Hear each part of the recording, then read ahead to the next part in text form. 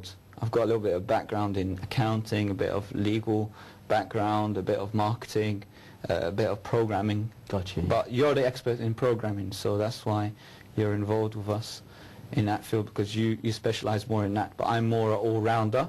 Some people, they've never set up a business before. I've been in business, as you know, since I was very young anyway. So if you did want to start up a conventional business, what would be the first step to be? Would you maybe research the market around?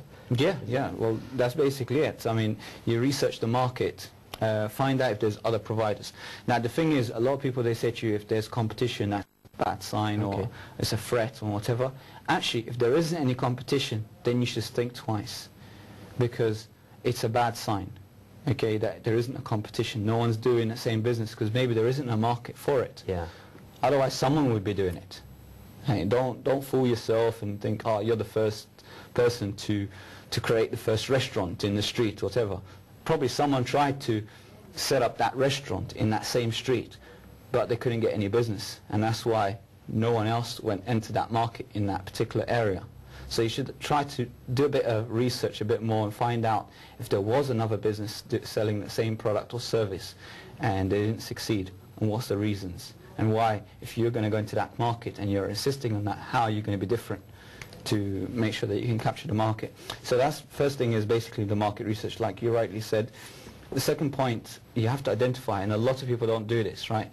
They have to see if it's ethical or unethical. A lot of people just go in for, they just want to make money. Yeah. Okay?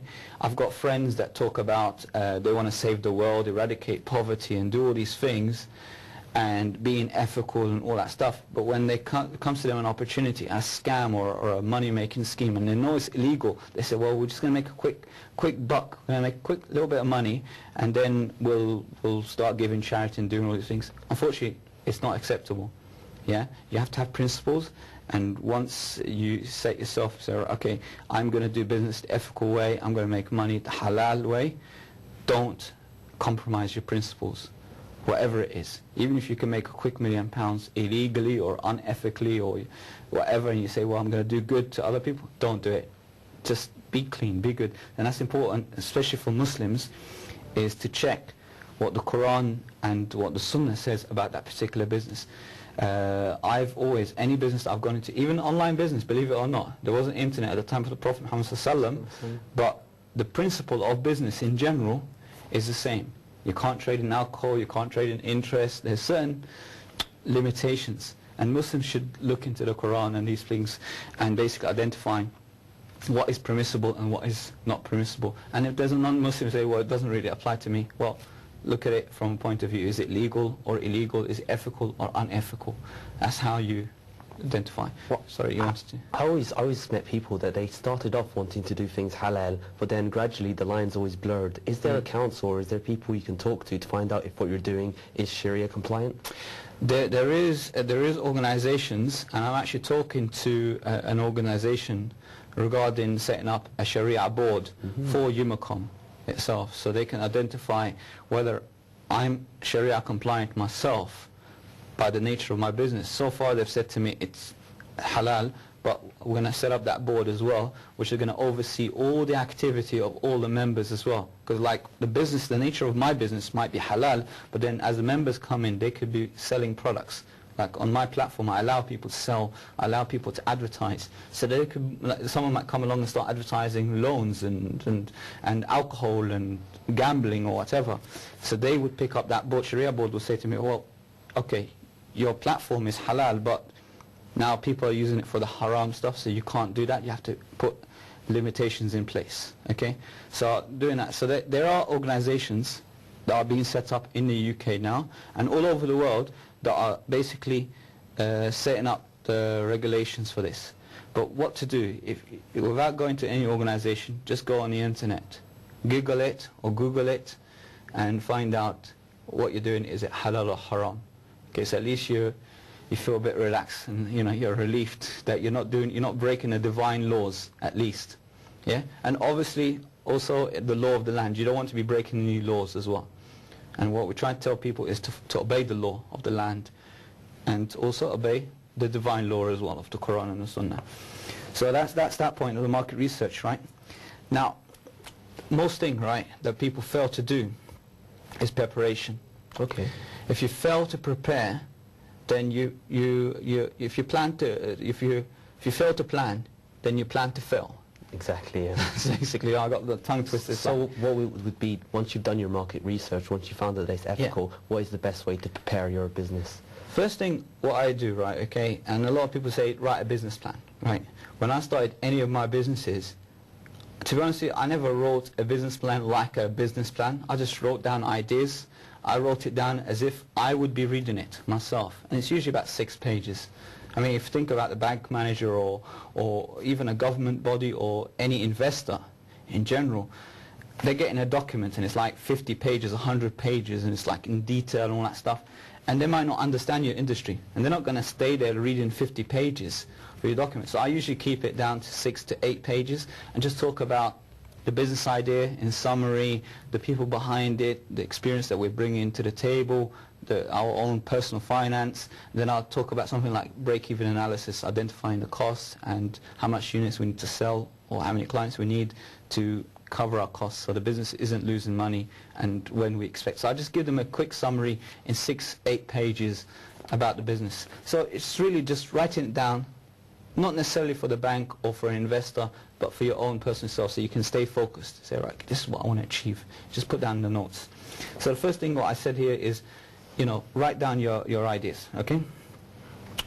Set realistic, short, medium and long term. Now I get these questions. Some people ask me, say to me, what's your plan for the next 20 years? Well, I might be dead in 20 years, so I don't know the 20 years. But my long-term plan, and that's how I define short and medium, because people don't usually understand that. Short-term, what I'm saying here is it's within 3 months.